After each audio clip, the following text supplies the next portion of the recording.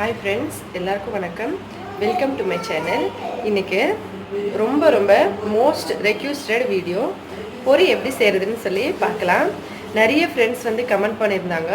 பொரி வீடியோஸில் நிறைய டவுட் கேட்டு அந்த டவுட்லாம் இன்னைக்கு கிளியர் பண்ணிக்கலாம் இந்த வீடியோவில். வாங்க. ரொம்ப நாளாக நிறைய ஃப்ரெண்ட்ஸ் ரெக்வெஸ்ட் பண்ணியிருக்கீங்க. ரொம்ப நன்றி. ரெக்வெஸ்ட் பண்ண எல்லா நண்பர்களுக்குமே சாரி. அப்போ வந்து வீடியோ அப்லோட் பண்ண முடியல. ஆனால் இன்றைக்கி கண்டிப்பாக பொரி வீடியோ அப்லோட் பண்ணுறேன். வாங்க இப்போ வீடியோக்குள்ளே போகலாம். அதுக்கு முன்னாடி எங்களோட இந்த சேனல் நீங்கள் இது வரைக்கும் சப்ஸ்கிரைப் பண்ணலைன்னா மறக்காமல் சப்ஸ்கிரைப் பண்ணிக்கோங்க. அதோட பக்கத்தில் இருக்க பெல் பட்டனையும் ப்ரெஸ் பண்ணிக்கோங்க. இதனால் நாங்கள் எப்போ வீடியோஸ் அப்லோட் பண்ணாலும் நீங்கள் மிஸ் பண்ணாமல் பார்க்கலாம். முதல்ல பார்த்தீங்கன்னா அரிசி வந்து நிறைய ஃப்ரெண்ட்ஸ் வந்து என்ன கேட்டிருந்தாங்கன்னா, ரேஷன் அரிசியில் நாங்கள் செஞ்சோம் ஆனால் வரலன்னு சொல்லியிருந்தாங்க. நான் வந்து ஒடிஷாவில் இருக்கும்போது அங்கே இருக்க ரேஷன் அரிசியில் தான் ட்ரை பண்ணோம். அதாவது அந்த அரிசியும் வீட்டில் இருக்க அரிசியும் பார்த்திங்கன்னா ஒரே மாதிரி இருக்கும். அதனால் நம்ம வீட்டில் இருக்க அரிசிலையும் ட்ரை பண்ணலாம். கிராமத்துலலாம் பார்த்திங்கன்னா பயிர் வைப்பாங்க. இந்த 6 மாதத்துக்கு அப்புறமா அந்த அரிசி வந்து கொஞ்சம் குண்டாக இருக்கும். இதே மாதிரி பாருங்கள், இந்த மாதிரி இந்த அரிசியை வந்து அப்படியே வச்சுட்டு இருப்பாங்க. எப்போ வேணுமோ அப்போ வந்து அந்த குத்திட்டு அதுக்கப்புறம் அந்த மிஷின்லேயே கொடுத்து ரெடி பண்ணிவிட்டு அதுக்கப்புறம் தான் அதை வந்து சமைச்சு சாப்பிடுவாங்க. இல்லைன்னா விற்றுருவாங்க. இல்லை வீட்டுக்கும் யூஸ் பண்ணுறதுக்கு வைப்பாங்க. இல்லை அடுத்த வருஷத்துக்காகவும் வச்சுப்பாங்க. இது வந்து முதல்ல வேக வச்சுட்டு அதுக்கப்புறம் அப்படியே வச்சுருவாங்க இல்லைங்களா, மூட்டையில் கட்டி. அந்த மாதிரி அரிசியிலேருந்து எடுத்தது. இது வந்து நமக்கு நல்ல பொரி வரும். மற்றபடி பார்த்திங்கன்னா ஒடிஷாவில் பொரிக்காகவே தனியாக அரிசி இருக்குது.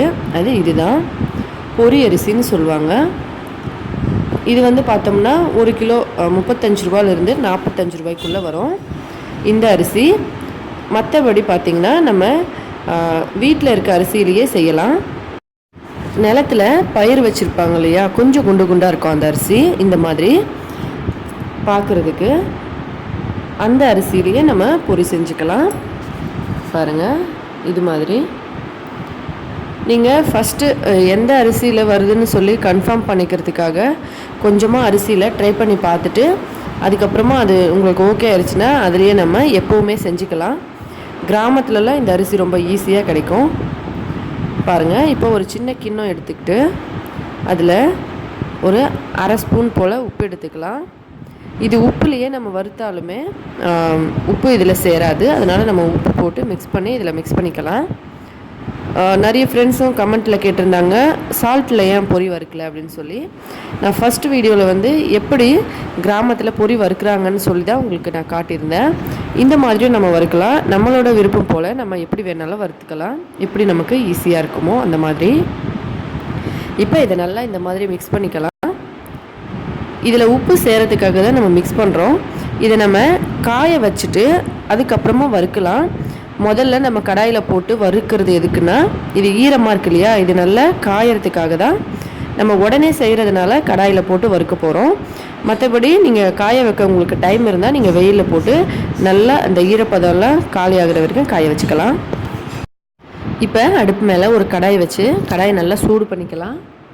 கடாய் நல்லா சூடான உடனே அதில் நம்ம ஏற்கனவே உப்பு தண்ணி ஊற்றி மிக்ஸ் பண்ணி வச்சுருக்கோம் இல்லைங்களா, அந்த அரிசியை இந்த மாதிரி கையில் கலக்கி விட்டுடலாம். ஏன்னா ஈரம் பட்ட உடனே அரிசி வந்து ஒன்றா சேர்ந்துடும் இல்லையா, அதனால் கையில் கலக்கிட்டு கடாயில் சேர்த்துடலாம். ஊற வைக்கவெல்லாம் தேவையில்லைங்க. நம்ம உப்பு தண்ணி சேர்த்து கலந்துட்டு உடனே கடாயை அடுப்பில் சூடு பண்ணி அதில் கொட்டிட்டு இந்த மாதிரி கலக்கிக்கலாம். இது வந்து நமக்கு நல்ல அந்த ஈரப்பதம் சுத்தமாக போகிற வரைக்கும் நம்ம வறுத்து எடுக்க போகிறோம். அந்த அளவுக்கு இது வரணும். சொன்ன மாதிரி நீங்கள் வெயிலையும் காய வச்சும் எடுத்துக்கலாம். இது வந்து உப்பு டேஸ்ட்டுக்காக மட்டும்தான் இதை சேர்க்குறது. மற்றபடி நீங்கள் அப்படியே வறுத்தாலுமே பொரி வரும். நான் உங்களுக்கு இந்த வீடியோலேயே லாஸ்ட்டில் அப்படியே வச்சுருக்க அரிசியும் உங்களுக்கு நான் வறுத்து காட்டுறேன், உப்பு தண்ணி சேர்க்காம. இப்போ இதை முதல்ல நம்ம நல்லா வறுத்து எடுத்துக்கலாம். நார்த் சைடில் பார்த்தோம்னா பொரியை வச்சு நிறைய ஸ்நாக்ஸ் செய்வாங்க. பிரேக்ஃபாஸ்ட் டைமில், ஈவினிங் டைம்லலாம் நிறைய ஸ்நாக்ஸ் மாதிரி ட்ரை பண்ணி சாப்பிடுவாங்க. அது ரொம்ப டிஃப்ரெண்ட்டாக இருக்கும். பொரி ரொம்ப மெயினான ஒரு ஸ்நாக்ஸாக இருக்கும் எல்லாருக்குமே. அதனால் இது வந்து எப்பவுமே சால்ட்டு போட்டு வறுத்து ரெடி பண்ணி வச்சுப்பாங்க. இப்போ பாருங்கள், இதில் இந்த ஈரப்பதம் எல்லாம் ஃபுல்லாகவே நல்லா காஞ்சிருச்சு. இது லைட்டாக இந்த மாதிரி பொரிக்கிற ஸ்டேஜ்க்கு வந்துருச்சு பாருங்கள். இப்போ வந்து இதை பொரிய விடக்கூடாது. நம்ம அடுப்பை ஆஃப் பண்ணி இதை ஒரு பாத்திரத்தில் கொட்டி வச்சுக்கலாம். அடுப்பை வந்து மீடியம் ஃப்ளேமில் வச்சு தான் நம்ம வந்து இந்த மாதிரி வறுத்து அதுக்கப்புறம் பாத்திரத்தில் கொட்டிக்கணும். இப்போ ஒரு துணியை போட்டு இது மேலே மூடி வச்சுக்கலாம். அது உள்ளே இருக்க அந்த சூடெல்லாம் வெளியே போகாமல் இருக்கிறதுக்கு மூடிக்கலாம். இப்போ அதே கடாயில் நம்ம ஏற்கனவே யூஸ் பண்ண சால்ட்டு சேர்த்துக்கலாம். இதில் கொஞ்சமாக இருக்கனால நான் இன்னும் கொஞ்சம் சால்ட் சேர்த்துக்கிறேன். நிறைய ஃப்ரெண்ட்ஸ் வந்து கேட்டிருந்தாங்க, இது சால்ட் தானா இந்த மாதிரி இருக்குன்னு சொல்லி.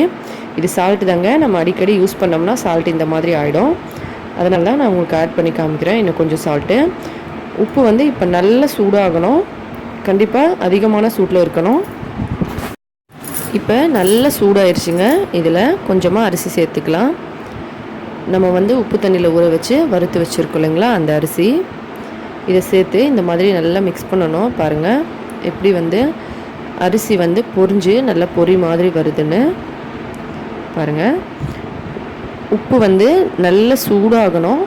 நல்ல சூடு அதிகமாக இருந்தால் தான் நமக்கு வந்து போட்ட உடனே இந்த அரிசி உடனே பொரிஞ்சு இந்த மாதிரி பொரி மாதிரி வரும். இல்லைன்னா நமக்கு வந்து அது பொரிஞ்சு வராது, அரிசி மாதிரியே தான் இருக்கும். இதை வந்து கண்டிப்பாக ஞாபகத்தில் வச்சுக்கோங்க. வறுத்துட்டு இந்த மாதிரி உடனே நம்ம எடுத்துடணும். ஏன்னா உப்பு வந்து நல்ல சூடாக இருக்கு இல்லைங்களா, அதனால் கரிஞ்சு போயிடும். பாருங்கள், இந்த மாதிரி முடிஞ்ச வரைக்கும் ஈஸியாக சீக்கிரமாக எடுத்துறதுக்கு பாருங்கள். இது இந்த மாதிரி எல்லாத்தையும் நம்ம எடுத்துடலாம். இப்போ மறுபடியும் நான் உங்களுக்கு இன்னொரு தடவை அந்த மாதிரி அரிசியை போட்டு காமிக்கிறேன் பாருங்கள். ஃப்ளேம் வந்து கண்டிப்பாக ஹையில் இருக்கணுங்க. இதை ஞாபகத்தில் வச்சுக்கோங்க. அப்போ தான் இது நல்லா பொரிஞ்சு வரும். பாருங்கள், அரிசி போட்ட உடனே இது எப்படி பொரியுது பாருங்கள். நீங்கள் கண்டிப்பாக குண்டாக இருக்கிற அரிசி எது வேணாலும் ட்ரை பண்ணலாங்க. கடையிலேருந்து நம்ம சாதத்துக்காக யூஸ் பண்ணுவோம் இல்லைங்களா, 40 ரூபா 45 ரூபா அதுக்கு மேலே 60 ருபீஸ் இல்லை பிரியாணி அரிசி, அதெல்லாம் யூஸ் பண்ணாதீங்க. அதிலெல்லாம் கண்டிப்பாக வராது. இந்த மாதிரி கொஞ்சம் குண்டு குண்டாக இருக்க அரிசி தான் வரும். குண்டு குண்டாக கொஞ்சம் ஆரஞ்சு மாதிரி கலந்த மஞ்சள் கலர் இந்த மாதிரி அரிசிலெல்லாம் பொரி வரும். நீங்கள் கண்டிப்பாக ட்ரை பண்ணலாம். ஆனால் கண்டிப்பாக வந்து இந்த பிரியாணி அரிசியில் செய்யவே செய்யாதீங்க. அதில் சுத்தமாக பொரியாது. நிறைய ஃப்ரெண்ட்ஸ் கேட்டிருந்தாங்க பிரியாணி அரிசியில் செய்யலாமான்னு சொல்லி. அதில் பொரி வராதுங்க. புழுங்கல் அரிசியில் தான் செய்யணும். இதையும் ஞாபகத்தில் வச்சுக்கோங்க. பச்சரிசி வந்து நமக்கு எப்போவுமே இந்த மாதிரி வராது. இது வந்து புழுங்கல் அரிசி தான் இந்த மாதிரி கலர்ஸில் நமக்கு வரும். பாருங்கள், இப்போ வந்து நான் உங்களுக்கு காட்டுறதுக்காக ஹீட்டு கம்மி பண்ணிட்டேன். ஹீட்டு கம்மி பண்ணிவிட்டு நம்ம வந்து இந்த அரிசியை சேர்த்துருக்கோம். பாருங்கள், இந்த மாதிரி பொரியறதுக்கு கொஞ்சம் லேட் ஆகும். பாருங்கள், இப்போ நான் உங்களுக்கு கேமரா பக்கத்தில் காமிக்கிறேன் பாருங்கள். இது சுத்தமாக பொரியலை. இது அவ்வளோதான். இதுக்கு மேலே இது பொரியவும் பொரியாது. இது அப்படியே வேஸ்ட் ஆயிடுச்சு பாருங்கள்.